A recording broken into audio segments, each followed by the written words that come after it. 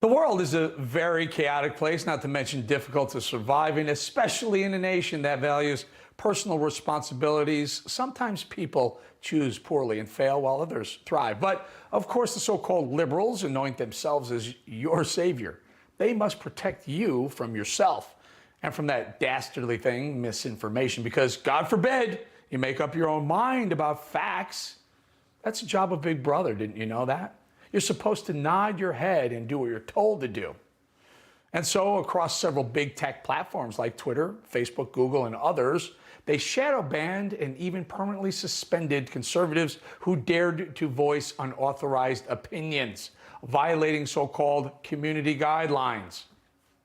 And those who dissented received a one-way ticket to the digital gulags, banned. Well, at Twitter, all of this is changing and changing fast because this is what it's like to work at Twitter. Welcome to a day in my life as a Twitter employee. Took my meeting, got ready for lunch.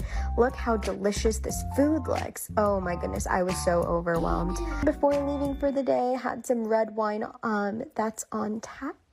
Went up to the rooftop and just honestly enjoyed the beautiful weather.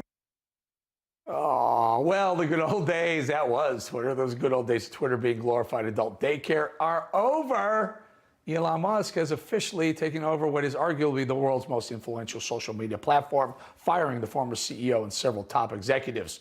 Musk even issued an ultimatum to staff, and quoting here, commit to hardcore Twitter or take a severance. That's right, pack up your bags and hit the road, Jack. And I don't mean Jack Dorsey.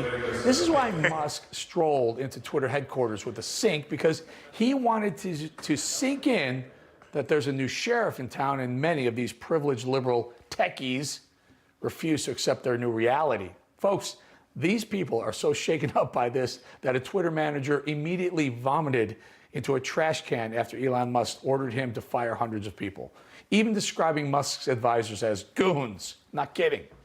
These soft Silicon Valley liberals are literally shaking in fear because virtue signaling to your boss that you're woke isn't enough to get you by at Twitter anymore. And the censorship, that's changing too. People who've been suspended, like Jordan Peterson and the Babylon Bee, have both been reinstated. Kathy Griffin, well, even she's back after being suspended for impersonating the company's new owner. Take a look at this. Elon Musk making a public poll to see if the Twitter universe wanted Trump back, and believe it or not, the majority of those surveyed at 8.8% want Trump back. Just 6 minutes later, after the poll closed, Musk tweeted this: the people have spoken. Trump will be reinstated. Vox Populi, Vax Dei, meaning the voice of the people is the voice of God. That's right, Donald Trump's back, and the left is losing their collective minds over it.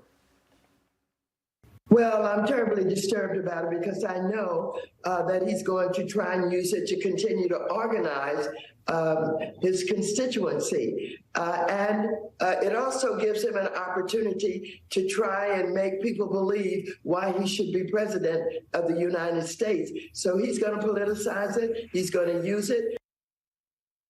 Isn't that what it is? It's a social media platform. You're allowed to do that. Oh, Mad Max is disturbed. But she just said the quiet part out loud. She's upset that Donald Trump can now use Twitter to organize his constituency. Hello? But more importantly, Trump, the former president and GOP frontrunner for 2024, can now make his case directly to the American people again. And that scares the living daylights out of Democrats, because in the battle arena of ideas, the left generally fails, which is why they resort to censorship. All of those domestic terrorists that he's leading will have a voice, and I'm very disturbed about it. All of those domestic terrorists, all of them. That's what the left thinks of you. Anyone who's a Trump follower is now a domestic terrorist, and she thinks Trump is their leader. And of course, more from the same from MSNBC. Well, I'm appalled, Jonathan, as is the Congresswoman. But on the other hand, I feel like Twitter is circling the drain, which is something I'm very sad about because I've had a lot of fun there and I've met some great people. But Elon Musk is doing everything he can to destroy it. Oh, my gosh. You're appalled. You're disturbed. Total panic. But you see, those on the left, they believe that bringing free speech to Twitter, the digital public square, is destroying it. A complete paradox. This is the modern day Democrat Party, folks. The less free, the better.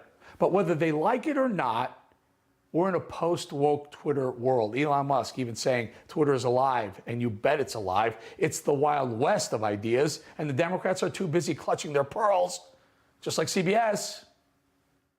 In light of the uncertainty around Twitter and out of an abundance of caution, CBS News is pausing its activity on the social media site as it continues to monitor the platform, Major. Wow, drama. They're acting like it's the Battle of Fallujah circa 2004. Relax, folks. Tweet or don't, CBS. No one really cares. If it's too hot, get out of the kitchen. Just make up your mind, because less than 48 hours after CBS paused their Twitter activity, they returned. Elon Musk responding with his meme, tweeting, "Our love will never die," showing CBS News embracing Musk with love. Why can't I quit you? You got to give the guy, you got to give it to him. He just likes shaking things up, just like Trump, and giving us a whole lot of entertainment all along the way. Way to go, Elon.